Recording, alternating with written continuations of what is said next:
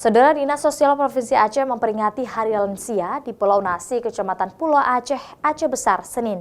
Sebanyak 150 lansia perempuan dan laki-laki diberikan pengobatan gratis serta sumbangan penunjang kegiatan sehari-hari.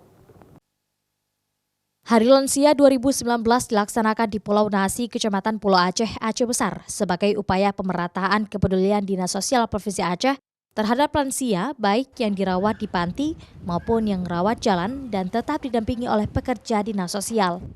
Selain itu, peringatan Hari Lanjut Usia ini juga dilakukan pemerataan oleh Dinas Sosial Provinsi Aceh, baik di kota maupun pelosok pulau yang jarak tempuhnya harus menggunakan transportasi laut selama 2 jam. Penduduk Pulau Aceh yang terdata sebagai lansia sendiri mencapai 150 orang yang terbagi di 2 pulau yaitu Pulau Nasi dan Pulau Breh. Sejumlah bantuan yang diberikan sendiri berupa bantuan sembako dan perlengkapan ibadah untuk 50 orang lanjut usia, serta bantuan kacamata untuk para lanjut usia untuk kebutuhan kegiatan sehari-hari. Yang kita tangani adalah sebenarnya adalah lansia yang terlantar. Itu kita di Dinas Sosial ada punya namanya UPTD Rumah Sejahtera Generasi Sayang.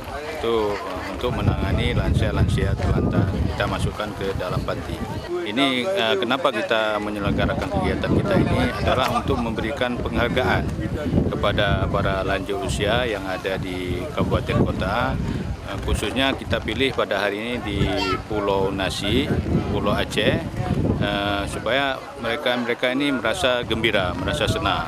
Data dari sensus penduduk 2010 sendiri, Indonesia merupakan negara kelima dengan jumlah penduduk lanjut usia terbanyak di dunia dengan jumlah 18,1 juta jiwa atau 7,6% dari total penduduk. Syahril, Kompas TV, Aceh Besar.